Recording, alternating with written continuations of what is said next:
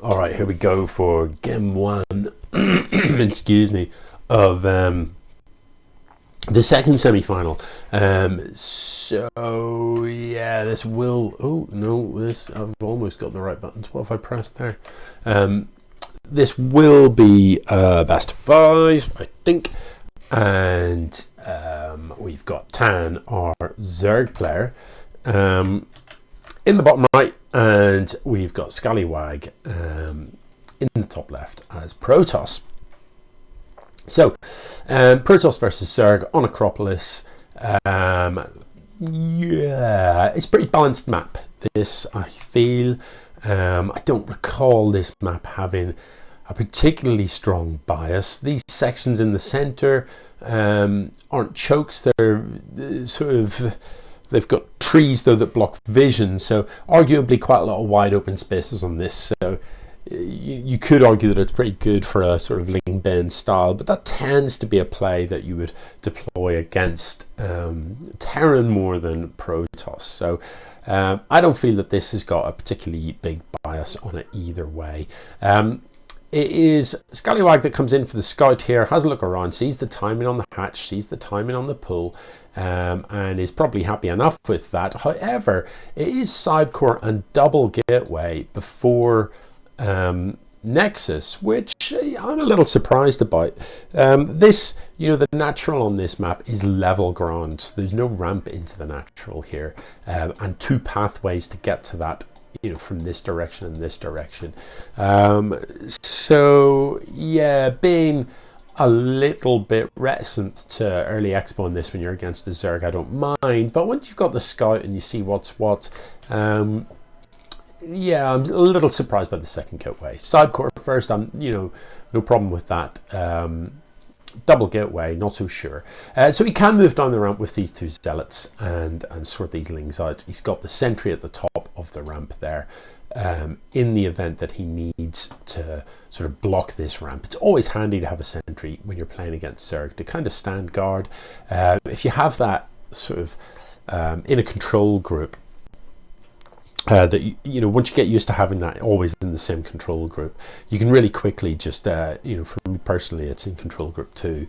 It's just 2F to drop that force field, so even at the last moment, if you just pan across and you see those links, you can just 2F, and also if that's in the control group, then wherever it's positioned, if it's at the top of your ramp, for example, holding 2 will take you straight to it. So if you suspect there's some lings coming in or whatever, you can go straight there.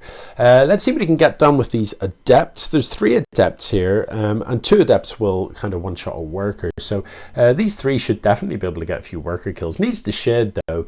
The idea with the adepts, as always, is you kind of come up, shed to one location and then attack at another, with the idea being you get a bit hurt put on the lings, and you kill a few lings and then you shed away before your adepts take damage. That's not really how that panned out. It was a sort of shed into trouble, and that's what you want to avoid with the adepts. So you want to kind of use them a little bit differently than that. You want to come up, engage the lings or engage the roaches as you shed the adepts into this location or all the way up into here or whatever. And if your opponent follows the sheds, then cancel it and try and kill some workers down here. And if your opponent doesn't follow the sheds, well, let them complete and hope for the best that you get some free kills. As soon as the shed finishes, you don't have to wait very long before cooldown, before they're off cooldown. And as soon as that happens, create a new shed to get them out of there, because you can be pretty sure your opponent is on the way. So army-wise, Tahn is way ahead. And I think that's just because he's done a better job of macroing so far. His third base has been up and mining pretty well for a while. And I think, arguably, it's that slow expo from Scallywag. The double gateway did mean that Nexus was very late indeed. And he definitely can't push into this. He'd just get wrecked. There's a lot of queens here as well. There's 6 queens here waiting to transfuse, and a lot of roaches. So this army, these zealots wouldn't do well against those roaches at all. There's no charge upgrade here, and there's no blink. So both of those, in fact, well, blink queued up for when charge finishes. But yeah, you don't really want to push in with that many zealots and no charge. So third for Scallywag is now saturated, but it's very little here to defend it. There isn't a shield battery near this third, so if Tahn chooses to, he can just go and focus this down.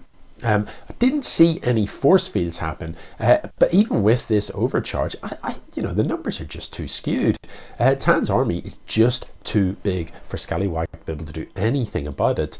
And yeah, Tahn just basically out macroing Scallywag. Now there was a dark shrine here, and unless I missed something happen, which wouldn't overly surprise me, I didn't see a DT at any time. Okay, so the dark shrine was on its way when this lot turned up, but unfortunately Scallywag didn't have an opportunity to do anything with that. It's a pretty lit dark shrine, to be honest. So Tahn with 3 overseers as well, so it's not like DTs could have helped the hold here. So yeah, Tahn just kind of running away with that from a macro standpoint, and I think Scallywag being maybe a little bit overcautious at the start of the game, and just never really catching up was the biggest issue there. Anyway,